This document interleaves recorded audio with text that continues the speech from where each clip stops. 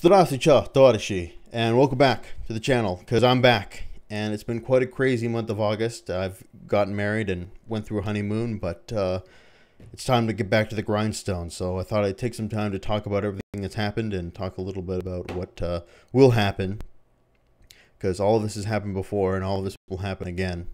But I'd like to first off take some time to thank both Chris and Tom, who are fans of the channel, who actually drove up to the wedding and attended my wedding, which was pretty crazy.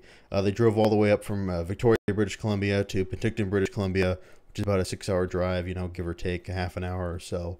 And it has an expensive ferry ride to get from Victoria to Vancouver. You know, it's like $80 now. It actually might be more. It's a total scam. I hate that ferry. Victoria is a lovely city, but if I'd never live in there just because you have to take that expensive ferry to get to anywhere that's not on the island. But I never met these guys before, and like I said, I gave out a general invitation to anybody who wanted to come, and they contacted me, and I sent an invitation to them, although it was a little late, and I didn't hear back from him, so I didn't know what was going to happen. And all of a sudden, there's these two guys walking up that I don't know, and I'm like, who are these people? And they come to me and they say, "Hi, I'm from Twitter." What I believe it was Chris said to me. He brought his brother Tom, and he says, "Hi, I'm from Twitter," and my mind was just everywhere, and it was super great to have those guys there, and I hope they had fun, because it meant a lot to me, I guess, to have people from the channel there, and it's just going to be one of those wild and crazy experiences that you're going to be able to tell your children about, I guess.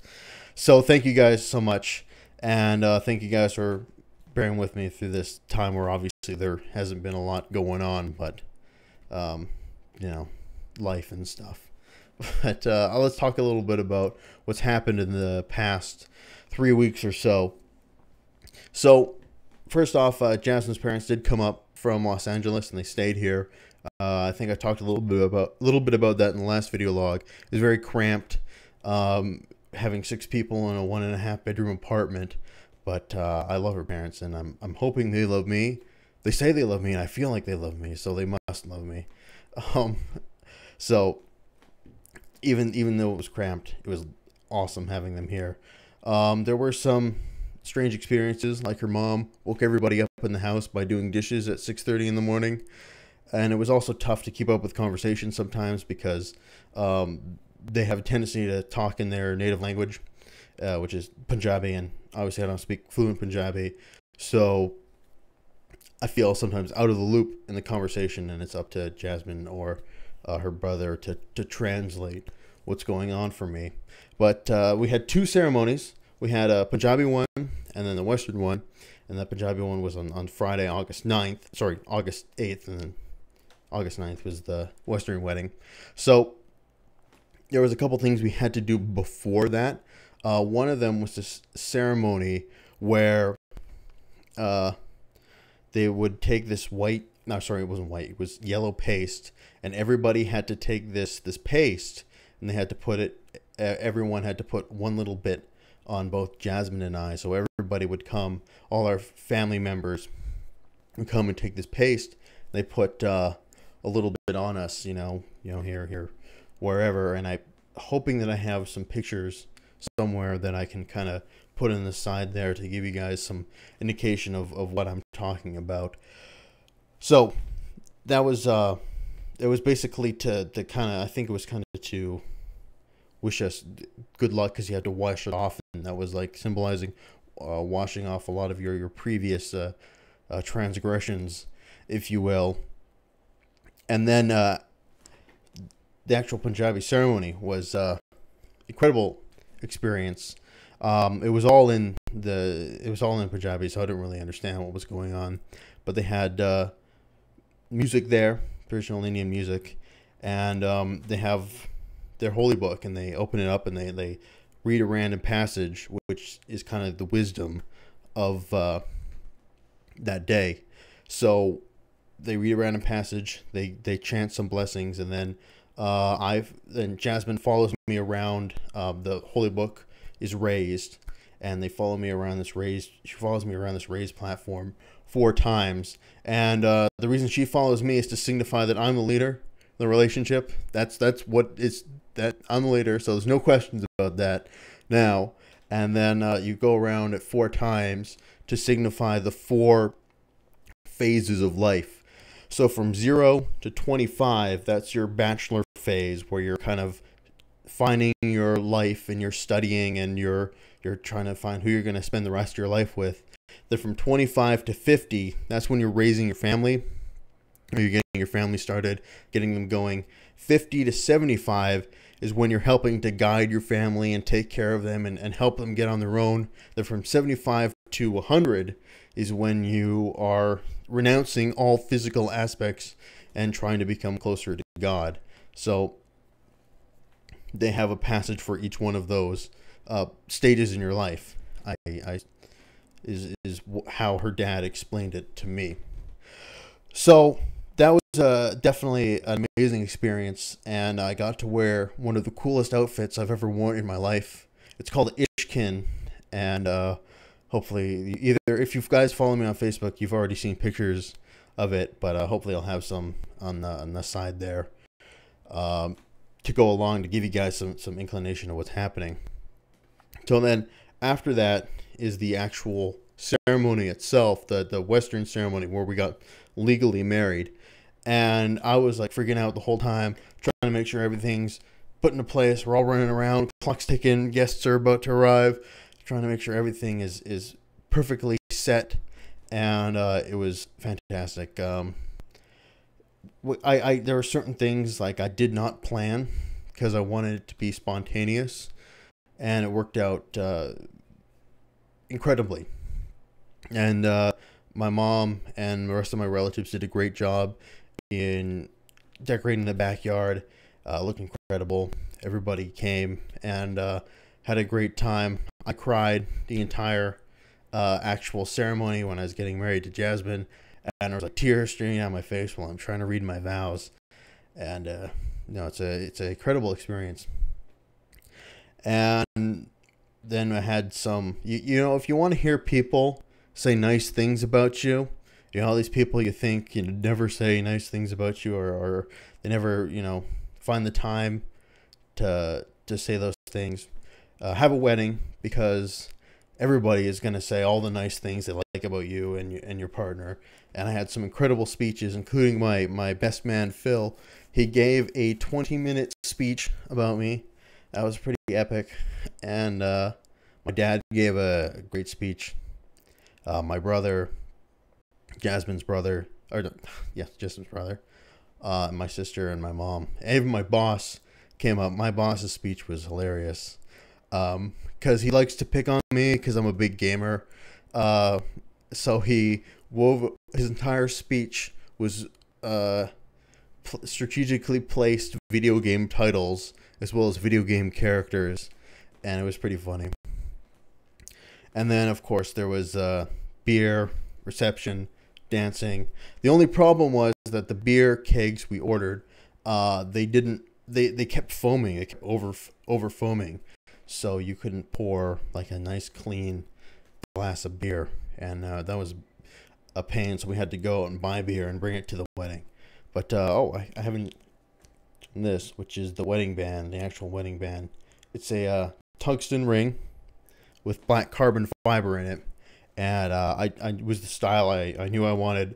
So I found it and I told Jasmine, that's the one I want, and she got it. So I'm very, very happy with it. And then the wedding experience itself, it flew by in a flash, and I was my tuxedo, by the end of the night I was sweating and it was very uncomfortable, but I was happy that for the most part I think everybody had a great time, and I had a great time, and there was no disasters, no fighting, no drama, nothing like that. I always knew what I wanted my wedding to be was to have all my friends and family come together and have a good time, have a big party, and I got exactly what I wanted. So after that, we spent a week recuperating and planning the honeymoon. And then on August 15th, we started the honeymoon, which was quite a whirlwind trip through eastern British Columbia and western Alberta, which is the province next to us. and we did a little bit in every place we went to. So what happened the first night, we left Penticton, drove 6 hours north to a tiny little mountain town of about 4,000 people called Valemount, which I had booked our bed and breakfast at. And the bed and breakfast was owned by this German couple who couldn't have been more German. If you imagined the most German thing in your life and times it by 10. Like, they're just unbelievably German. And they fixed this breakfast, of course, because it's a bed and breakfast. And as well as another couple from Buenos Aires was actually staying there, which is pretty random to find yourself in tiny Valemount, British Columbia from Buenos Aires. But they were cool as well.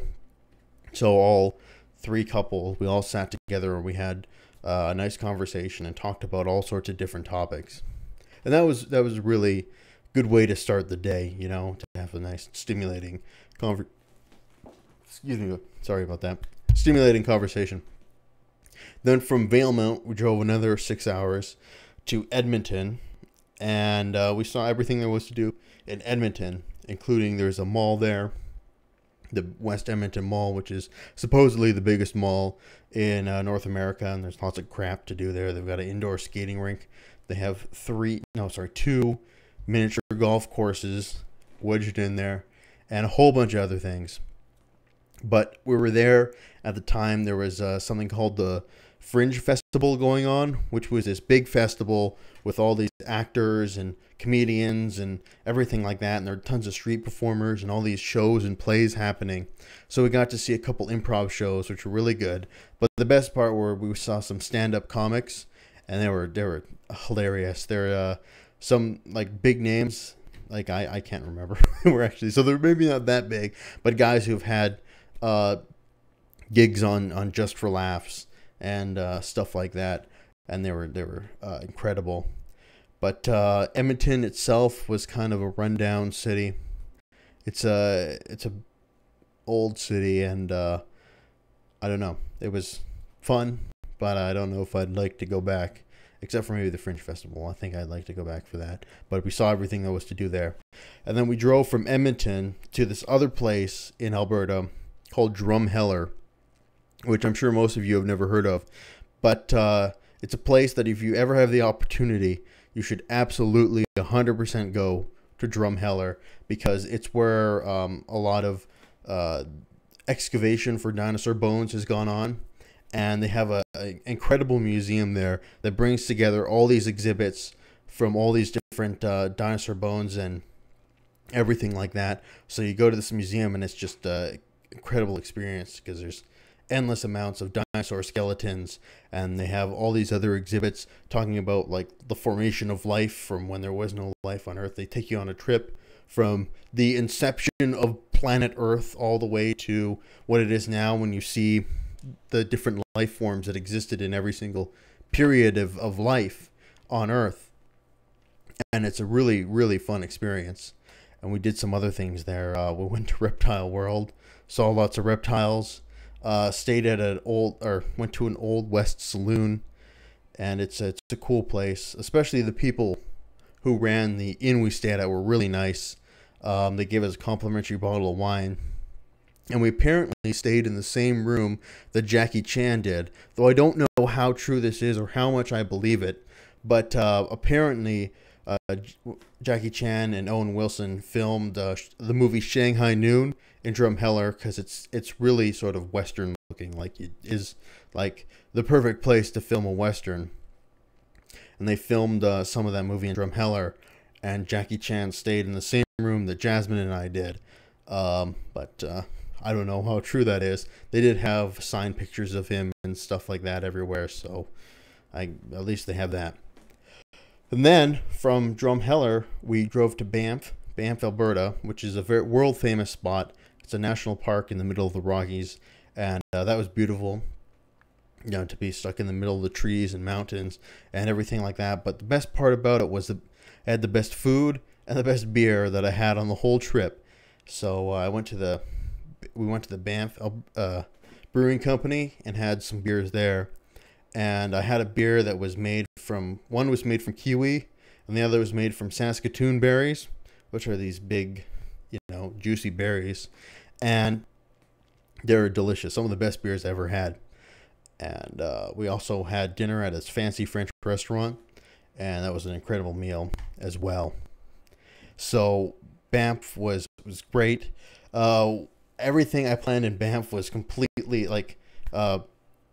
spontaneous. We were just walking down the street, and Jasmine stops to pet this dog, and the owner of the dog is like, "I'm running this rickshaw business. Do you want to go on a rickshaw tour? I'll give you these tickets to go up this mountain." I'm like, "Sure, why not?"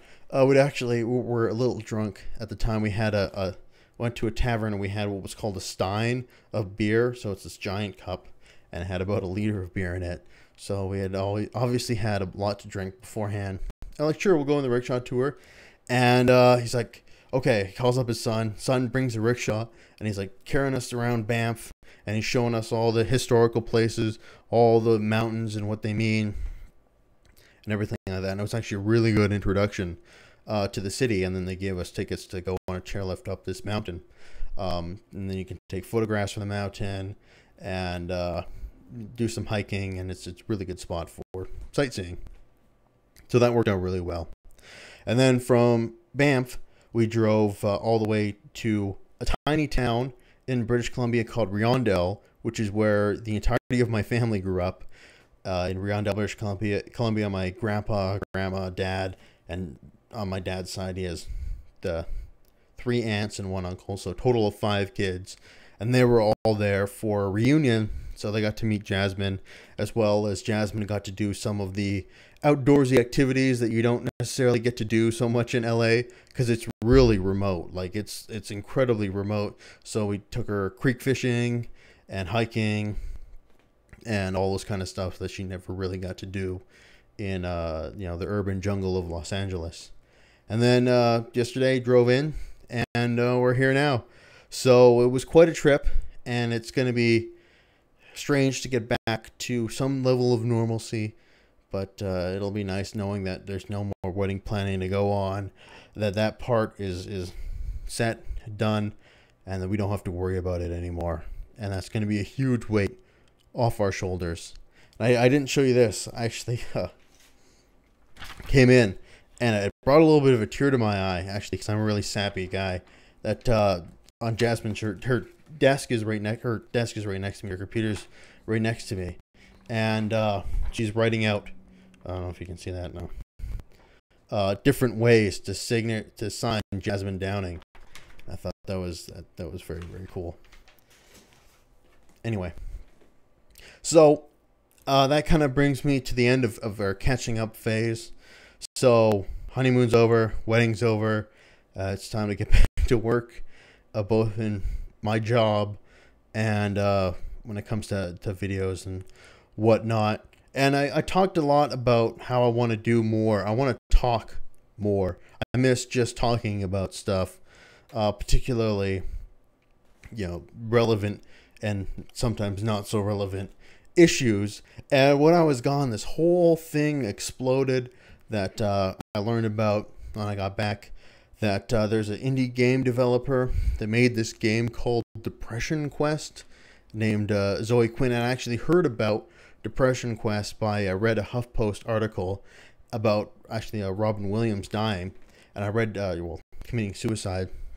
I read this article, and in the article it mentioned that she had gotten her game greenlit on Steam because of Robin Wilson's death, and she passed it off as like, "Oh, now people can see what it's like to be depressed, so they can put themselves in Robin Williams' shoes." And I did call him Robin Williams. If I did, I'm really terribly sorry. I've got all these thoughts jumbled up in my head. I think I might have accidentally said Owen Wilson. I really hope I didn't do that. But anyway, so at the time I thought that seems like it's really awful because you're profiting off this famous actor's death. And I had intended to go and try it. And then while I was on my honeymoon, this whole thing exploded about everybody, the whole internet community is freaking out over there's allegations, pretty much verified truths now at this point, that she cheated on her boyfriend with 5 guys, including her boss, who was married at the time. And there's all these people that are like still standing up for her, which I don't understand. Like, how can you, like, the one thing that baffles me is like, how can you stand up for a person like that is verified as a horrible human being, and yet you're still standing behind her? And I really want to talk about that whole issue, hopefully tomorrow, because I don't know, when I was reading the guy's blog post about everything that happened, there were some things that kind of pushed my buttons, so to speak. So I wouldn't mind spending a little time to talk about that whole issue. They're calling it the conspiracy, and it should be fun to comment on some internet drama that I didn't cause. So that's always good. And besides that, you know, I have a bunch of other things, more video log oriented videos, hopefully coming down in the pipe. I've been thinking a lot about, because I've noticed as I've gotten older and I've taken on more responsibilities in my life, I've looked more introspectively on how to better myself and how to bring myself, you know, emotionally up to a level that I want to be at. And I think I've made a lot of progress in the past year and a half or so on you know, building myself towards this person that I want to be. And obviously there's a ton of work left that needs to happen, but at this point I feel more comfortable giving advice to other people, because I thought to myself, I don't want to give advice to people until I can feel like I can follow that own advice for myself and actually implement it in my own life. Whoops. Because like I said, as I've gotten older, I've just cared less about how other people live their lives. Like, I've become more and more of a libertarian, in the sense, not economically, but in the sense of what people can do with their lives. Like, I used to be anti-drug, obviously. Now I just don't give a crap what you do. In terms of that, you know, you can, like I said, I wanted all drugs to be legal. At this point, I'm feeling like I don't care if they're all legal. It's your life. You live it however you want to do it. I'll live my life however I want to do it. And let's not have so much bad blood between us, because we each have different conceptions of what fulfills us, I guess, is the best way to say it. So anyway, my rambling point that I'm trying to make here is that nothing bothers me more than these people who are obviously terrible people on their moral high horses telling you how to live your life when they haven't spent a single second of time doing any introspective thought on how they should better themselves or thinking about how to better others. And that, nothing in the world drives me crazier than that. And that's something I'd like to take aim at more and more in the future. So I think that brings me to the end of my video log. I've gone on for almost 25 minutes here, but thank you guys for watching. My event on Facebook, that the life event, you know, Spencer Downing has been married to Jasmine, had got 370 likes, I think it was, which is an all-time record for any Facebook post. So it's gotten the most likes of anything I've ever posted on Facebook. So that was great. Tons of congratulations, tons of well wishes. I want to thank you guys all for that. And coming at you soon. This has been the Stalin, signing off for now. And I'll see you guys next time. How do I stop this thing?